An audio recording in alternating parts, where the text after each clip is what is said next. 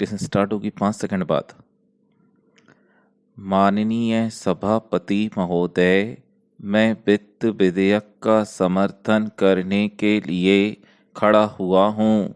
उत्तर प्रदेश की जनसंख्या बहुत बड़ी है और उसका क्षेत्र भी बहुत बड़ा है, इसलिए यह आवश्यक है कि उत्तर प्रदेश को उसकी जनसंख्या और क्षेत्र के अनुसार विकास की योजनाओं के लिए केंद्र से आर्थिक सहायता दी जाए। इसके बिना उत्तर प्रदेश की उन्नति होना असंभव है। भारत का किसान इस देश का जीवन है। किसान पर ही सारी खुशहाली और उन्नति निर्भर करती है। अगर उसका जीवन समृद्ध होगा तो देश भी समृद्ध होगा। इसलिए यह आवश्यक है कि किसान के दैनिक जीवन की चीज़ें सस्ती हों और उसे खाद और कृषि यंत्र आदि सस्ते दामों पर मिल जाएं। पानी के लिए उसको भगवान की तरफ न देखना पड़े, बल्कि उसको सिंचाई के विषय में आत्मनिर्भर बनाया जाए।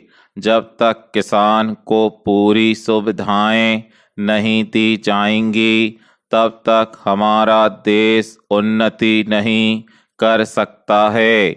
मेरा यह भी निवेदन है कि जिन परिवारों में खेती का काम होता है, उन परिवारों के बच्चों को कृषि विभाग में नौकरी देनी चाहिए। यह मैं आवश्यक समझता हूँ, क्योंकि उन्हें कृषि के बारे में व्यावहारिक ज्ञान होता है। सभापति महोदय, वर्तमान सरकार ने समाजवाद की नीति अपनाई है और सरकार समाजवाद की तरफ कदम आगे बढ़ा रही है, लेकिन हम देखते हैं कि बड़े और छोटे सरकारी कर्मचारियों के वेतन में बड़ा फर्क है। कुछ अधिकारियों का वेतन हजारों में है, जबकि चपरासी आदि छोटे सरकारी कर्मचारियों को सिर्फ 5,000 या 7,000 रुपये मिलते हैं। आज वेतन में यह जो फर्क है, वह तुरंत ही समाप्त होना चाहिए। मेरा निवेदन है कि सरकारी कर्मचारियों के वेतन में बहुत ज़्यादा का अंतर नहीं होना चाहिए।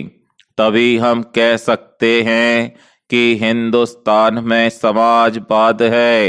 किसान की रोजाना के उपयोग की चीज़ें बहुत महंगी होती जा रही हैं। देश में महंगाई दिन प्रतिदिन बढ़ती ही जा रही है और सारे देश में बेचैनी फैली हुई है। इस बढ़ती हुई महंगाई को रोकना आवश्यक है, नहीं तो हमारे देश में युवा लोगों की एक क्रांति पैदा हो जाएगी। आप इस सच्चाई को छिपा नहीं सकते कि आज देश में चारों तरफ बड़ा असंतोष व्याप्त है और हमारे देश के लोग बड़ी आशा से हमारी तरफ देख रहे हैं, लेकिन महंगाई हमारे नियंत्रण से बाहर होती चली जा रही है। देश में काले धन के विषय पर माननीय सदन में बड़ी चर्चा की जाती है और उसको निकालने के लिए बड़े प्रयत्न किए जाते हैं, लेकिन परिणाम कुछ नहीं निकलता। केवल बातें ही बातें होती हैं, लेकिन काम कुछ भी नहीं होता।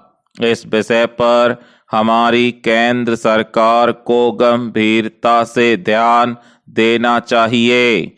अध्यक्ष महोदय, प्रत्येक समाज में कुछ धार्मिक व्यवस्था होती है। हालांकि आधुनिक समय के परिदृश्य में धर्म की भूमिका कम हो जाती है। धर्म की सामाजिक व्यवस्था अस्तित्व में है। प्रत्येक धर्म में एक समान ईश्वर है। ईसाइयों के लिए ईसा मसीह हैं, मुसलमानों के लिए अल्लाह, हिंदुओं के लिए राम, तो सिखों के लिए गुरु नानक देव।